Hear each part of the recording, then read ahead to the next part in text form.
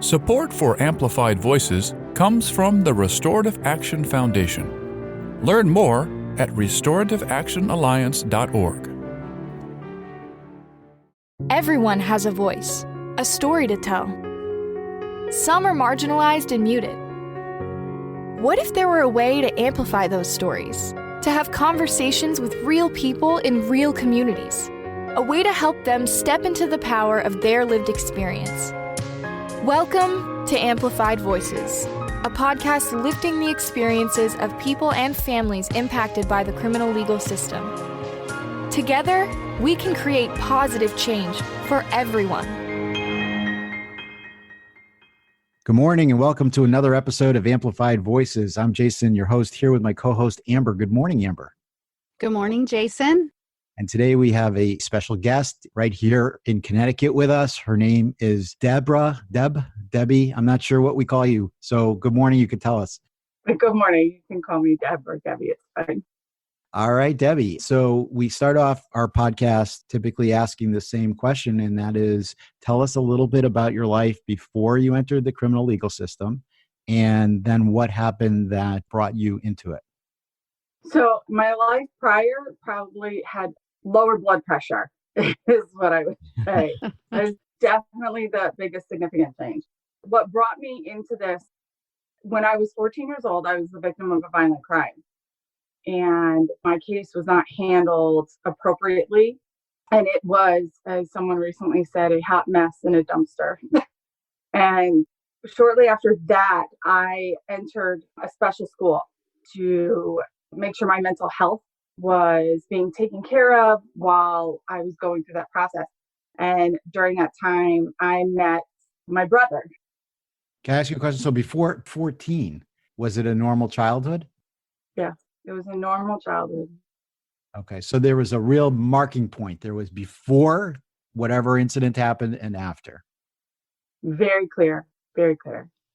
My life changed significantly. I was sexually assaulted when I was 14. And the town I lived in, unfortunately, the police department didn't handle my case very well. They actually even gave out my phone number to some of the families of my offender. It was an extremely unpleasant experience. Caller ID had just come out. You had to pay for it. There was no trap and trace unless you got the state police involved. So to do those things, your case had to be, in their eyes, significant. Was this like a family phone that everybody shared? Yeah, it's their family house phone. You know, I lived with my grandparents, and so the phone was listed under their name, and my last name was different. There was a period of time where we would get phone calls every night between 10 and 10:30 with kids saying some really horrific things, and they didn't really care who answered the phone, whether it was me, my mom, my grandmother, my little brother, and that went on for months until we were able to get the state police involved to do a trap and trace. And eventually they were able to locate and sort of hold those people accountable. Wow.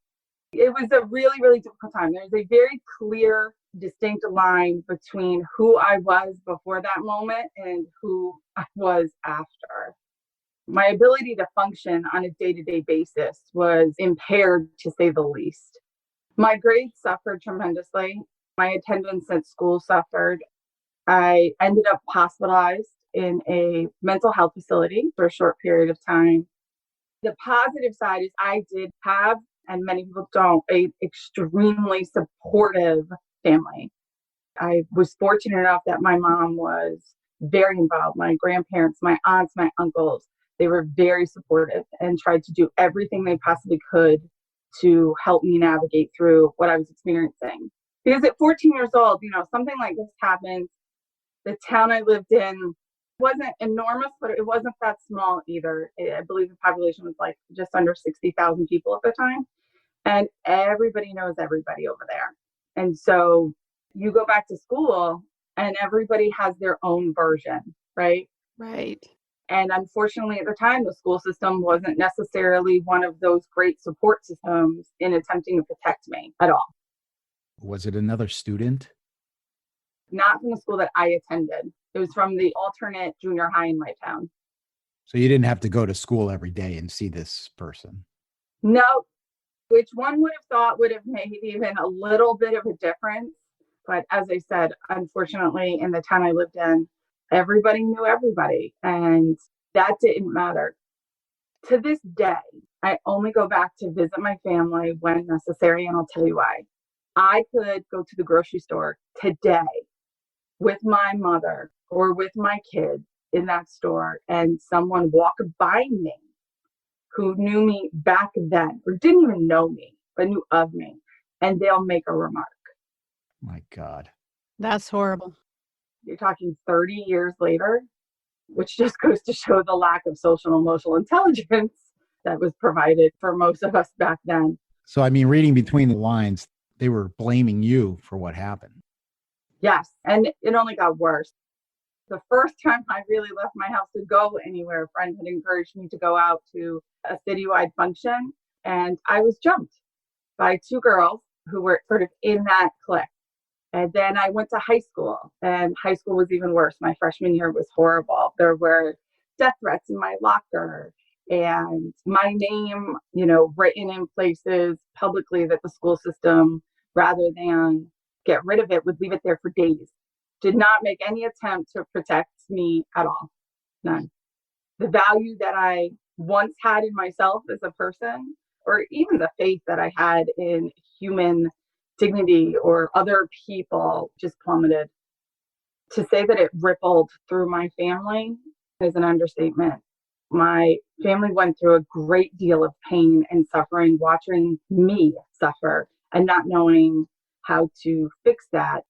They couldn't do anything but be there and didn't know necessarily what to say or how to navigate that. So you lived through this horrific sexual assault at a really critical point in your development, which is awful. When you went to the police, did they not believe you? No, I was in the emergency room the evening it happened. It was that there was conflicting stories between what I said versus what he said. At the time, there was a local haunted house that occurred in an empty building each year. And my mom never relied on anyone to give me a ride home. When I tell you never, my mother was very, very involved. And this was the first night ever that she relied on someone else to bring me home because I really wanted to go to this. And while I was there was groups of kids hanging out, and there's a restaurant next door, and there used to be bushes there and there aren't anymore. They took them down. And I was over near those bushes, and I remember getting hit on the head with something and sort of being dazed, and waking up in the bushes with somebody sitting on top of me, sitting on my chest. I'm so sorry that happened to you, Deb. So I don't want to depress you too much, but No, it's important to understand that this is a life-changing event for someone. And as we're having this conversation, you have such a breadth of experience to share with us. And this is a very important starting point. How did you navigate and work through this trauma? I didn't. I just tried to keep moving forward. I ended up going my freshman year of high school. So this is something I've only said one other time in my life, recently, about a year ago, to a large group. My view of my self-worth and my value became extremely distorted, and my ability to advocate for myself was non-existent. And so when I entered my freshman year of high school, I had experiences with other males who were sort of in that crowd and in that group that were extremely intimidating.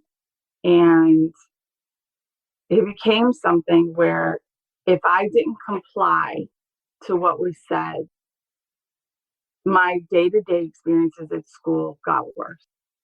So if somebody wanted any sort of sexual contact and I did not comply, they made my life a living hell. In English class, in civics class, they sat next to me and would casually whisper threats or remind me that the reality was there was nothing I could do. that the police hadn't helped me a year before and that nobody was listening to me. And so I complied. I complied every time, which I have spent years feeling extremely guilty about, because at that point, I then, sort of unintentionally reinforced this view that I was something or someone, when the reality was I was terrified. And I, at that point, didn't even know how to say no. You were abused by an entire community. I mean, that was not your fault. Absolutely. And I really appreciate the vulnerability of sharing that. As a survivor of sexual assault myself, the thing is that everybody handles things very differently. And this is actually a common response for survivors of sexual assault, to feel powerless and to feel that pain and to act in ways that they normally wouldn't act. When I talk to people all the time, the period of time after I experienced an assault, it was like I didn't know who I was. It was like I would do things that would, again, reinforce stereotypes. I was in the military at the time, and women were viewed in a certain way, and it just completely changes your life. It completely changes the way you feel about yourself and the world. And it is important for people to understand that everybody does respond in different ways. Absolutely. At 14 years old, if you think about the abilities and the tools and the skills that you have, right, and where your brain is in development to begin with, and then to have something like this happen and not be supported necessarily by the people that should. We rely on our community, rely on our police departments to protect us. You don't anticipate going to the police department and having a detective grill you repeatedly and make it very clear that he doesn't believe you. He did not believe me. And later turned out that it's just because he knew so-and-so's parents, or he knew this one's parents, or this one's parents worked at City Hall. And so when you realize that the powers that be can't help you, you become aware to exactly how helpless you are. And you truly go into survival mode. I look back at that time and all I can say to people is I survived. And I don't mean that in sort of a casual survivor sense. I mean, I literally survived every day, going to school and making it home with whatever small amount of dignity I had left. And I did eventually speak up. I did eventually say something. But that was as a result of my behavior. Then all of a sudden I was acting out and I was being disrespectful to my mother. And she couldn't figure out why. Because in her mind, she was doing everything she could to support me with respect to what had happened a year before. And she didn't know what was continuously going on day to day. That's a lot of weight to carry. It still is, especially 30 years later, and people still want to bring it up, and I try really hard to remember that that's about them and not about me in the middle of Stop and Shop. Right. And just say, I say things like, it's really nice to have run into you. I hope you're doing well too. And I keep it moving. And then I sit in my car and I cry for 15 minutes. Right. Which is why I left and I don't go back there often at all, other than to visit my family.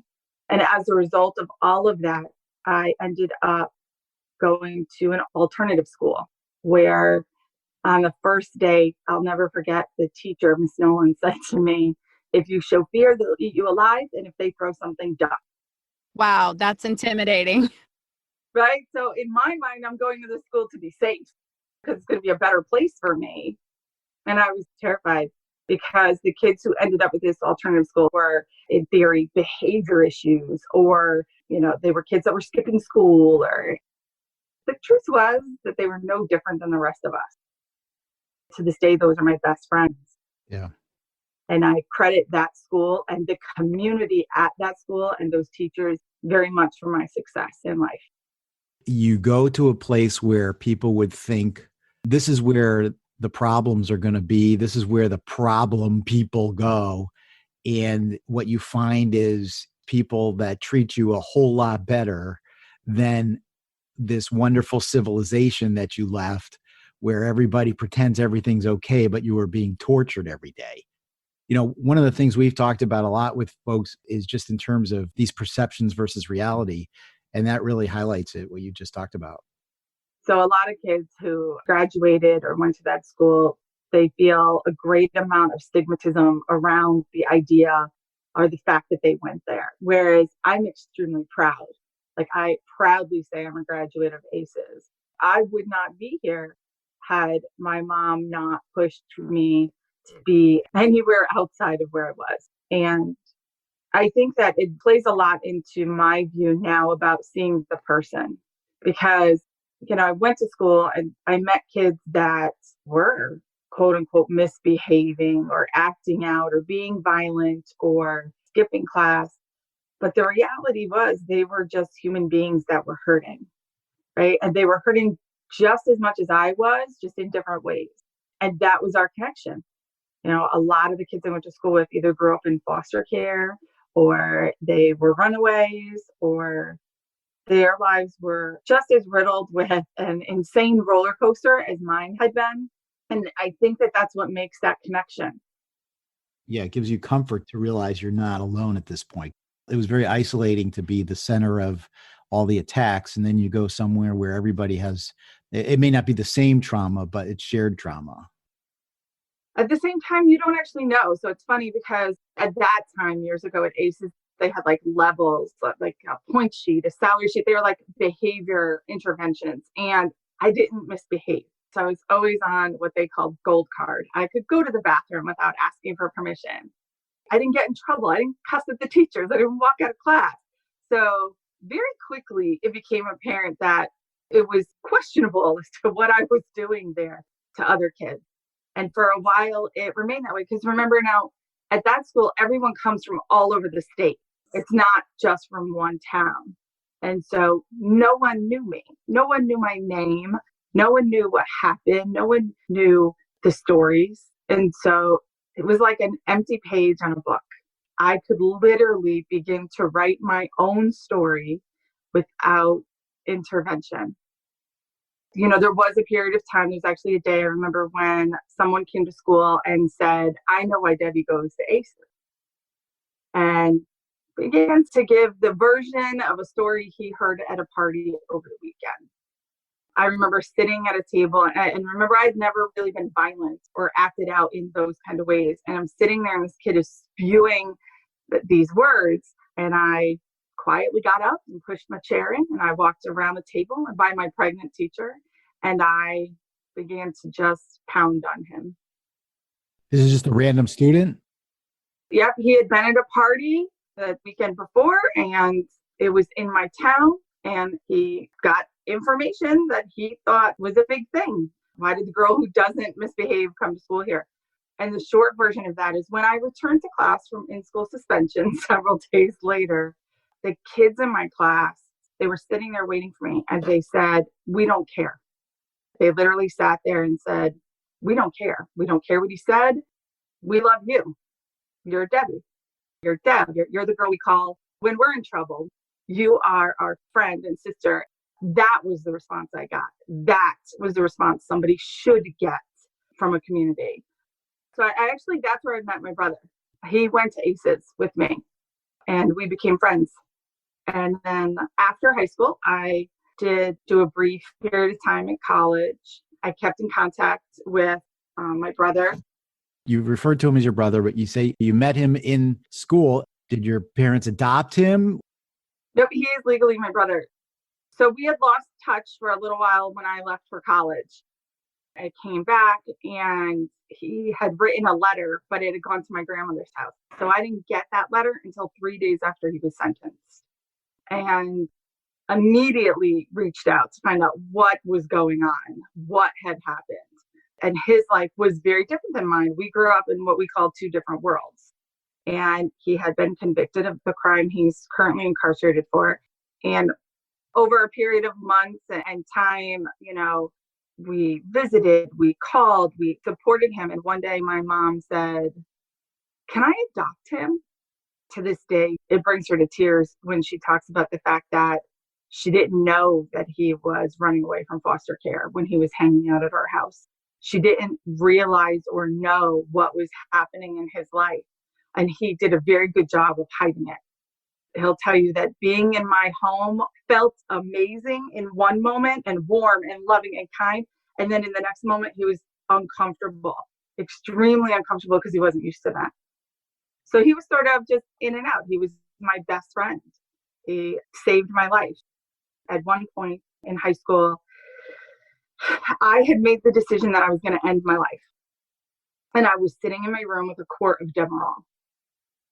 And my phone rang. I had resolved. There was no outcry. I didn't tell anybody what I was about to do. I had resolved that I wanted the pain to end and that this was the only way to do it. And I was sitting there with this quart of Demerol. The phone rang. And it was him. And he was in trouble because he had gotten involved in something stupid. He was in panic mode and was like, "I need you to come get me now." I was also the only one out of any of my friends who had a license or a car.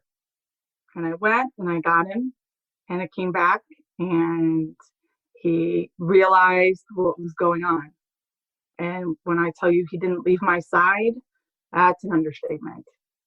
He made sure that I pulled through, that I came out the other side, that I always knew how valued and important I was, and that was never, ever to be an option or a consideration in the future. So to say that we were best friends is an understatement. We just have a bond that I'm lucky to have with anyone in the world, or to go through my life and be that connected with another person. And so when I found out, because we had lost touch a little bit when I left, like I said, now he was incarcerated. He was in his early 20s, serving a life without. He has absolutely no chance of parole. How old was he when he committed his offense? 20. And he had only been incarcerated one time previously for 18 months on an assault charge for a fight. He served that 18 months, most of which at Northern Correctional on 23-hour-a-day lockdown. We have people listening who are not from Connecticut and they have no idea what that means. So can you share what that means to be incarcerated in Northern? Sure. Northern Correctional at that time was what I can only describe as hell on earth. Northern is 23-hour-a-day lockdown. The officers that work at Northern are the toughest of the toughest. I remember once he called, you get one phone call a week, if you're lucky, depending on which pod you were in at the time, to have connection with family. He called once because there was ground glass in his mashed potatoes. You're locked in this cell. You have no contact really with the outside world on a day-to-day basis. You experience things and you act out. Safety and security is DOC's number one thing, and I get that. But human dignity has to exist, and human dignity does not exist at Northern Correctional. Didn't they declare it in violation? Yep, as cruel and unusual. Yes. A judge eventually declared that Northern was a violation of people's constitutional rights and that it was cruel and unusual.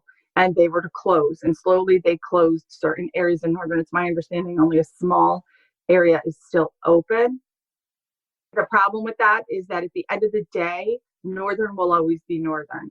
I know officers who worked at Northern who bragged at family parties about the things they would do to incarcerated people, how horrible they would treat them. And my brother is, without telling his stories, because I'm really, really firm on allowing people to own their own stories. Right. There were things that we experienced while he was there that were gut-wrenching, and you can't do anything. You have no power, especially when your loved one who's incarcerated is legally an adult. You're only entitled to certain information. You are left in the dark most of the time. And most of our phone calls with him he was 20. Being 20, yeah, you're legally an adult. I get it, but you're not legally old enough to drink. Right. Well, you're legally an adult. Okay. You're 20 years old. You are now facing the idea that you will die in prison, which, by the way, he was practically born in prison. His mom was in prison when she was pregnant with him. So you're born into this world and now you're going to die there. He was at Northern when my mother adopted him, and he had an attorney who represented him. And it was not an easy task. I will tell you, the judge at the time said to my mom, "This has never been done, so you need to give me a really good reason to do it. You can love him without adopting him." But the reality was, she said, "But I can't." Because when everyone has thrown you away like trash your entire life, believe it or not, that one piece of paper makes a difference. The fact that someone would take that step or want to take that step was a big deal. I don't think he really thought it was real until it actually happened. But also at the same time, when someone you love is incarcerated, if you're not family, you're entitled to even less. I was kind of thinking that as you were telling this, in addition to being extremely moved and choked up. I just think this is the most amazing outpouring of love on your mom's part and your family's part, especially since it was kind of difficult and the judge was kind of like, well, why are we doing this? That gesture really is amazing. And to have those privileges as family members when somebody is incarcerated, if you're just somebody's friend, you just really have no access. What was that day like? So here's the thing. So even at Northern at the time, just so you know, you couldn't even get a visit from someone if they weren't your family. Right. So you were really disconnected from the world. So I remember my mom went to court, and originally he was supposed to go to court. We had filed a habeas so he could be there. It wasn't granted. The Department of Corrections wasn't overly enthused with what we were doing either, by the way. They just weren't. And he did have an attorney representing him, right? So he didn't actually have to be there.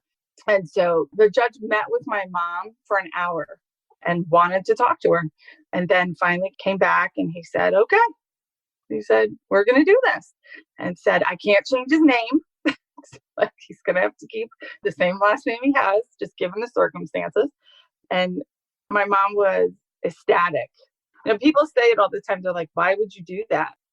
Why would she do that? Doesn't make sense to them. They can't wrap their head around it. But he had always been a part of our family. He really had always been a part of our family. And it was really just some dumb piece of paper that was standing in the way. Unfortunately, we couldn't go see him to tell him at that point. So his lawyer called to let him know that he had officially been adopted. And, you know, as fast as we could get that paperwork, we printed it out and mailed it to him so he couldn't hang it up in his cell. It was against the rules, but so he could see it. Right.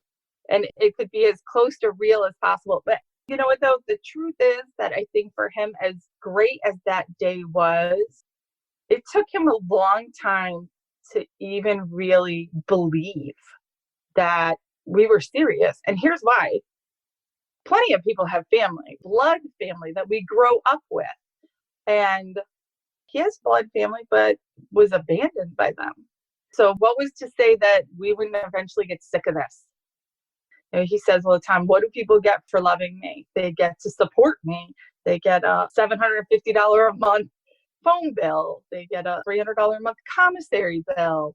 They get, you know, a 1 hour visit is really, for anyone who's ever gone, like a 2 hour ordeal for me. And I live 12 minutes from the facility he's in. If you live an hour away or 40 minutes, you have to get to a visit early. You have to sign up. What does someone get for loving me? In his mind, if someone didn't want me because they birthed me, if someone didn't want me because I was their blood family, why does this family want me? And it took him a really long time. Even to this day, every once in a while, he'll say something and I'm like, don't even go there. And because you can hear that fear in his voice, even as a grown man, that when you're abandoned as a child, you constantly wonder if you're going to be abandoned again. He absolutely is my guardian angel in so many ways. I've been married 20 years and I have 3 kids. And my brother's extremely active in my children's lives. My oldest son is disabled. He's 20. He was diagnosed with autism when he was just under 3. And my brother attends his PPTs. My youngest son also has a special ed program. He attends their PPTs by phone. My children's teachers know exactly who their uncle is. When one of my sons was going through a difficult time and acting out, my brother was right there on the phone talking to the teachers about strategies and ways to support them. You know, there are people that I know I've come across that say, you don't think that's kind of odd? And I'm like, no, I do everything I possibly can. My husband does, my mother does, our other siblings, to create a life and an environment for him where he knows that he is a part of our life every day, as if he was home. So we even have my home office in my house. It's called Ishkar's room. My kids will say, oh, mommy's going to Ishkar's room. So he knows if and when you ever come home, this is home. You have a place here. You are not being thrown out. When we go on vacation, I print a picture of him and I laminate it and put it on a stick. You want to get some looks? This is how you get looks when you're at Disney. And when we go on rides or we take photos, we include him in those photos. And then I make a book through Shutterfly and I send it to him. So he knows, you know, he did go to South Carolina and he did travel the East Coast with us. Those are ways you keep connection, right? Those are ways you remind someone that they are a part of your family. It's important to him to be a part of his nephew's lives and his niece's lives because that's what would happen if he was home, right? So why would it be any different now? Now, do you or he have hope of him being released from prison? So I wish I had the letter in front of me. It is an acronym for the word hope, and it's not good. So here's the thing about hope for someone who's incarcerated. It is the worst thing you can give them. Someone who has a sentence like his. And here's why, at least in my experience with him, because the fall, when things don't work out, like his appeal, we weren't 100% we were going to win. But when we walked into his appeal, we were really thinking it was a long shot. We walked out of that oral argument and thought we had a shot. And I made the mistake of expressing that excitement to him and passing that to him. And the fall from that, when it was denied, it was like he fell 100,000 feet and hit concrete. So he's serving life without parole. Is that correct? I just want to clarify. Yes. Okay. It's a capital felony crime, which there's only a handful of ways you get that. One is killing a police officer, rape and murder in the same transaction. For him, it's the murder of 2 people in the course of a single transaction. And the reason that language is important is because if I were to go on a shooting spree right now and shoot one person, but I don't get caught and I'm out on the streets and living my life for the next 24 hours, and then I shoot someone tomorrow, that's not the same transaction. So I'm going to get 2 separate charges. I'm not going to be charged with capital felony. I am not going to face ultimately what is a death sentence, but in prison, because I took a break. That's the difference, because I took a break in between. Whereas because it was a street fight where 2 people were shot and killed, because it happened at one time, that's what makes it a capital felony crime. And under the current laws that we have, not only is he not eligible for parole, he's not eligible for a sentence modification because it's a mandatory minimum sentence and it's capital felony. So under the current language we have, he can't even do that. The only option we have at this point is a commutation, which the Connecticut Parole Board hasn't been hearing those in a significant amount of time. So is it my hope? Absolutely. Will I continue to be the loudest voice in the room until we either change the language on that sentence modification or the parole board opens up to hearing those? Absolutely. The week before COVID shut everything down, I was up at the Capitol testifying in front of the Judiciary Committee regarding the sentence modification bill. It was that Monday. And I said, I'm not asking you to send my brother home. I'm asking you to make it fair. I'm asking you for the opportunity. We exclude mandatory minimums. We're excluding those people. That's not balanced. That's not fair. Let the Pardon and Parole Board do their job. Their job is to look at the situation, determine if that person is rehabilitated. but you have a handful of people that you don't even allow to apply. He doesn't even have the option to ask. And so for me, it's hard. The Department of Corrections put my brother on national television. They endorsed him as rehabilitated. They used him as the face of their efforts to be innovative and creative and develop programming. And yet that means nothing. My brother did not go into the TRUE program for that reason. In fact, when he went, into TRUE, it was because of all those conversations we had previously had about what are you going to do with the rest of your life? You're in prison. What are you going to do with it? Could you explain what the TRUE program is for the individuals who may not be aware of what that is? Sure. The TRUE program is the first program like it of its kind in the country. And it was developed by then Governor Daniel Malloy, and Commissioner Scott Semple had gone over to Germany and Norway. Their recidivism rate is 50%, and seeing what they were doing different. And the difference is over there that they treat people with human dignity, that your incarceration is your punishment. There's no need for additional punishment while you're there. And they came back, and a group of people got together and created a program where we house 18 to 25-year-olds with lifers. So it started off with 10 founding lifers that they put in an empty unit. They collaborated with the Vera Institute of Justice in New York and said, create something. And so that's exactly what these lifers did. They gave them all this training on trauma, on social emotional learning.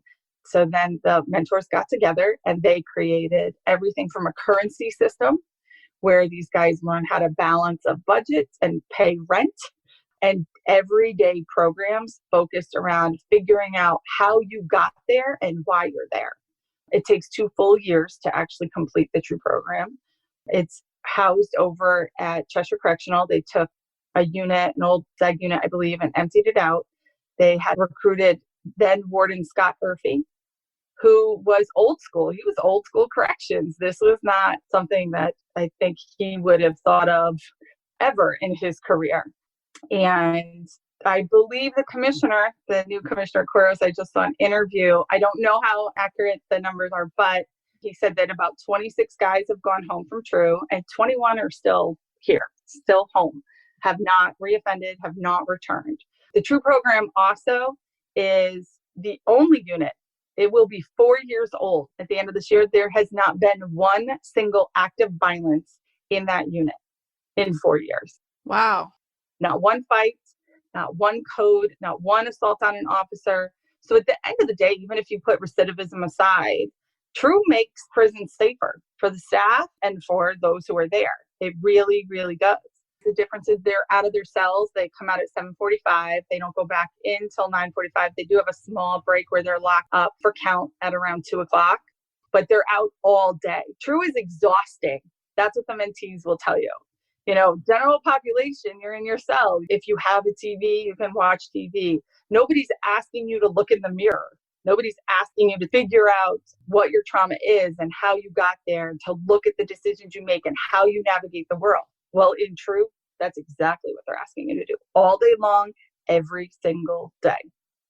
So you've learned more about the correctional system than you probably ever expected you would learn. And you do a lot of advocacy work, a lot of public speaking, a lot of social media. Can you talk a little bit about how that is for you and what you're doing, and specifically about concerns around COVID as well? Sure. So with respect to advocacy, I started about a year or so after TRUE. I decided to start a support group. It's a unique support group, and here's why. So what we do is everyone who's in the TRUE unit, we have a private online group for all of the family members and the support system for anyone in that unit. And we communicate. So when a facility goes on lockdown, most families are left in the dark. You don't know why they're on lockdown. You don't know if your loved one's okay. You have no idea. With our support group, we do. So if something happens, somebody posts it. If I'm having a bad day, or I have a mom of a mentee who's having a bad day, and let's say she just needs to hear the voice of her child, right? On any other day, you just have to wait for them to call. And they may call today, they may call tomorrow, you never know. But not with our group. We post it. So someone will post, hey, can someone get a message to my son to call? And sure enough, very quickly, that message is passed. Because then as soon as another family member talks to their loved one, it's, hey, can you tell John Doe his mom needs to talk to him? We support each other. We have conversations when, I've had moms who are like, it's my birthday and I'm just so tired of crying. Well, this is a community that gets it. Right. We're all living the same life. When the guys do things, they graduate programs, they write essays, we post it. Everybody is aware of what their loved one is doing, what their success is. And when there's a bump in the road too, and someone's not necessarily doing what they're supposed to be doing, it's funny because these guys don't necessarily just have to answer to their family, right? Like now they're answering to the community. It's allowed us to do events together. Last Christmas, we got approval to do an event where we purchased 100 Build-A-Sounds. Those are little voice boxes that go in Build-A-Bears. Mm-hmm. And the warden approved a project where the guys got to record a message to a loved one on these Build-A-Sounds. And then I went and stuffed them into 100 bears. And we have a yearly function where everyone comes to a lunch. And it was after Christmas, and we handed out all the bears. So, and there's guidelines. Like I said, it had to be like a mom or a sibling or a niece or a nephew. It couldn't be just some random person that writes you, your pen pal. It had to be your support system. We've done that. We've had projects where recently during COVID, there's perks to being in TRUE. I want to be clear that it's not that the Department of Corrections doesn't do this in other facilities. In every unit you're in, there's programs, and being a part of certain programs comes with certain things. And so during COVID, it's difficult. Everyone's been away from their families. We haven't had visits since March. We asked permission to do a video. So what we did was family members got to make a video with a loving or fun or creative message. And then we put it together, and then they watch it as a community. So they sit as a community and they get to see their loved ones and hear those messages. They actually just watched that video this week. So we get to do really awesome things. The department, I think at first was very nervous about this support group. And I understood why. I had lots of meetings with the warden and the deputy warden. And I get it, like especially with social media. We all know that social media can go south real quick. But I can tell you that not once have we ever had any negativity or drama in this group. Not once. Everybody is supportive of each other. I also provide things. So TRUE doesn't necessarily have, unfortunately, a lot of resources. So I provide some programming and movies for programming. Recently, they have some people who are of age. So they've aged out of the school system.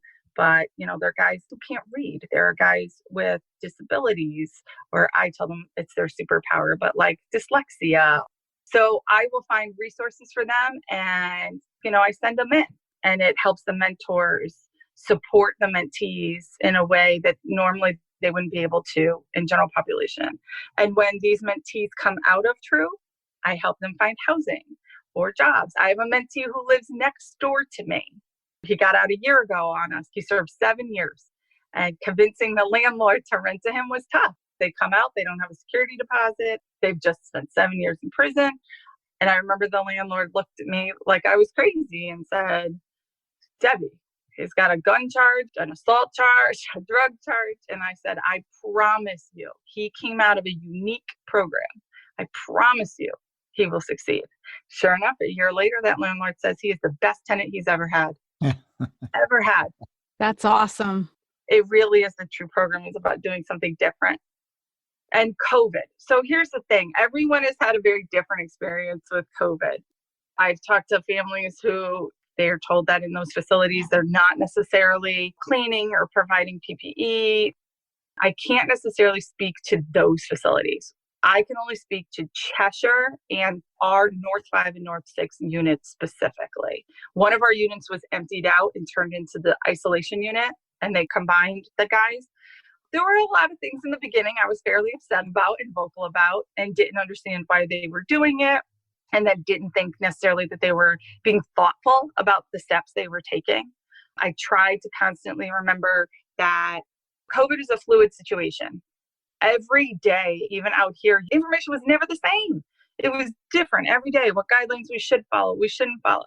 And DOC, I think, was faced with a task in which they didn't know what to do. And the problem for families is, I find that families are more receptive to just say that. Say, listen, we are just as lost as you are. We're doing our best, but be open and be transparent and give us information. The worst thing DOC has ever done in the history of DOC and my interactions is shut families out. If you communicate with us, are there going to be people that are angry? Yeah. Are we always going to agree? Absolutely not. I don't necessarily agree with DOC on a lot of things, but I always try and at least see their side. In our unit manager, the truth is I couldn't have asked for a better situation. We had a lot of guys in True lose loved ones during COVID. And I have to tell you, I emailed that warden on a Saturday, and he, in 60 seconds, came back and said, okay, I'm going to go not just have someone pulled out to give them notification of a death. I'm going to make sure their mentor's with them. He was on site Easter weekend. Cheshire is one where there's a house in front of it. It's called the warden's house. He was there. He was on site. He was touring. He was talking to people. The unit manager was going out of her way to make sure they had extra cleaning supplies, holding everybody accountable, making sure her staff was wearing their masks like they were supposed to. Did I want them to let my brother come home and stay with me during COVID? I'm overprotective. Yes, absolutely. I think it's unfair that you exclude people. You'll send someone home with no resources, which makes no sense, just because you're trying to reduce population, rather than send someone home with resources temporarily. I just think that they didn't necessarily think outside the box. Right. These are unusual. We have mass incarceration. We've gotten here for a number of reasons. This was a time to do something to prioritize health. And in some ways, not just Connecticut, but the entire country failed. But I'm encouraged by your story because, we've heard of so many failings, and to hear that there are places where things were done right. I mean, we got to acknowledge that and recognize that. So I think that's a good thing. Jason, that's a good point in terms of acknowledging the successes. And I appreciate, Deb, as well, that you really mentioned that communication piece of it, because I think by and large, in the state of Connecticut throughout this crisis, there's been a lot of communication about everything that has to do with COVID, with a very large exception. When you talk about people who are incarcerated, there has been a choice on the part of some in leadership to not have conversations and to ignore the voices of individuals who have family members who are incarcerated. So on one hand, I definitely want to acknowledge the successes, but all people are asking for is a little bit of humanity and communication so that they understand what's going on. And transparency, like providing the data. Like we get daily updates for the general population in terms of the statistics, who's gotten tested, who's negative, who's positive, who's died. We're getting that, like on a monthly basis, if that now, for people who are incarcerated. And it's not always clear that the information that they're sharing is completely accurate and transparent. Well, because it's not. So on the flip side, I'm the gray area. Not everyone likes what I do. There were plenty of things during COVID that were done specifically to me as retaliation for speaking up, and times in which my brother directly said, she's on Twitter, she's posted on Facebook, and some things that occurred that were wrong. And again, I will say the warden at the time kind of said, I can't change what's happened, but I can try and make it not occur in the future. Department of Corrections and I have a love-hate friendship. We really, really do. I will be the first one to call them out on their crap. They're not transparent. They're not open. And with all due respect to the Public Information Office, the end of the day, they work for DOC. And even if you've had a loved one incarcerated and you hold that position, that's great. But your employer is the Department of Corrections. So you're always going to lean on the side of what's best for DOC, not what's best for families, and fail to recognize that what is best for the Department of Corrections is to have this joint relationship with families, is to be transparent, is to talk about what the needs of families are and their loved ones. And I think very, very often they drop the ball in that area. And we all know that there's some bureaucracy and politics involved in what did and didn't happen with COVID. And I think that that also muddies the water. And for families, we don't care. We don't care about the politics. We don't care about any of that. We care about whether or not our loved one is safe. We care about whether or not they're getting actual cleaning supplies. We want to know. Again, that goes back to this specific group. If my brother was in any other facility, I wouldn't know if they took him to medical. I would have no clue. I would be left in the dark at home, just wondering why he didn't call. And that creates a lot of anxiety for loved ones. In our unit with this group, something happens, we all know very quickly. The only way DOC is going to prevent me and these other families from knowing something is they have to lock down the whole unit. And even that they can only do for so many days. But I will tell you, the moment those guys are out, they're on their phone, and we all know. We all get loud and we all reach out. But in general population, like, I recognize how difficult COVID has been for loved ones because they don't have that. Right. And so I remember what it felt like, which is why I created this group. I remember clearly what it felt like for 16 years to not know. You know, on a 5-day lockdown, you're holding your breath. You are literally holding your breath, waiting for a phone call. Is he in seg? Has he been transferred? Did they 4-point restrain him? Did he try and kill himself? What's happening? And so I just think that that is one area in which Department of Corrections consistently drops the ball, and that's in their relationship with families. I mean, we have over at Cheshire, I went out and purchased sweatpants and sweatshirts and put them in bags because if you've ever had a visit, there's always someone who can't get into their visit because it's either their first visit or things that you wouldn't think, like you can't wear leggings. Leggings are like jeans, you know what I mean? Like, we wear those every day. People don't know. And so they'll get denied visits. So I handed out these bags to other, regular families that I see because I'm there 4 times a week. And so when someone can't get in, we say, hey, we have these clothes. You can use it. Just need them at the end of your visit. That's family support. At first, I got called into the principal's office over why I'm handing out bags. Don't do that. Don't call me into the principal's office for being supportive. You know what I did? I prevented somebody from getting mad at your officer and there being, a whole to-do over the clothing. That's what I did. I saw this quite a bit, and it happened to my children several times. Something that you don't think about precludes you from being able to enter, and sometimes it even depends on the officer who is screening you as to whether you can get in. So I actually had a situation where I saw a young woman come with her very young child and didn't have the correct gear or wasn't wearing the right thing. And she had driven 3 hours to get there with her very young child and was completely in tears because she was turned away. I was denied entry into a facility because at the time I had left my ID in another jacket or whatever, but I did have my military ID. And so the policy said you have to have a state-issued ID. So the federal government that gave me a military-dependent ID was not adequate, and they turned me away. So these are the kind of things that just really shouldn't happen. I understand having to keep order, but it really behooves departments of corrections and jails and all of those people to really understand that these family connections matter. And nobody's trying to really circumvent the system because they have a military ID instead of their state ID.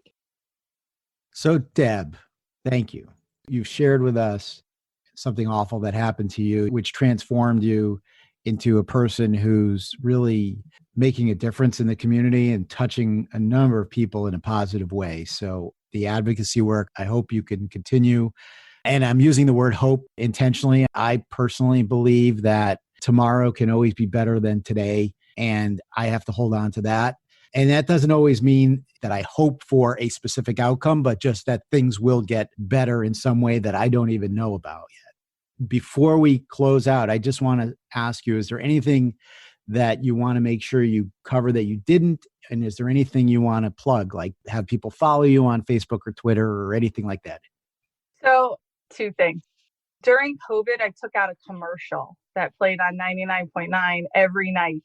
It was directed at everyone in the Department of Corrections. It played for 30 days, and it was to remind them of all the positive things.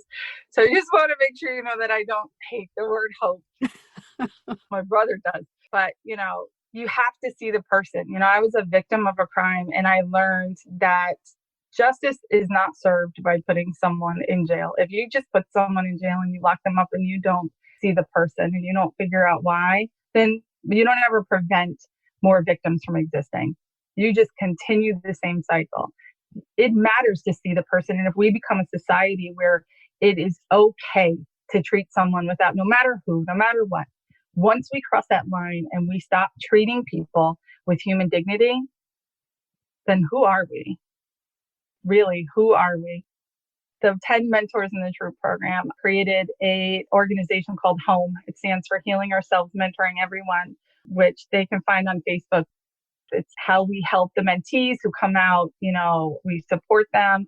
It's how we provide some of the programming. We do community outreach, things like that. But really everything that I do, everything, that the families do, it's just because we love them. I don't care if you're incarcerated at Cheshire and you're in True or you're incarcerated at Gardner, you matter.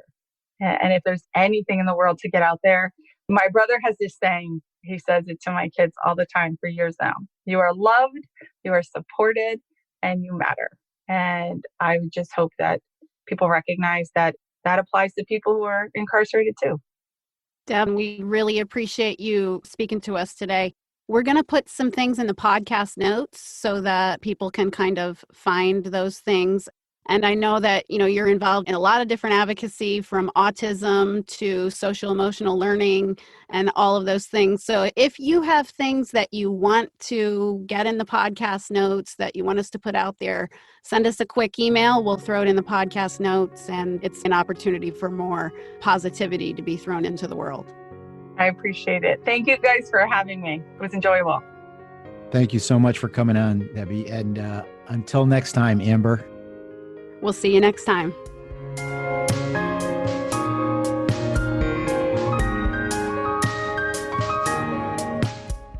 You've been listening to Amplified Voices, a podcast lifting the experiences of people and families impacted by the criminal legal system.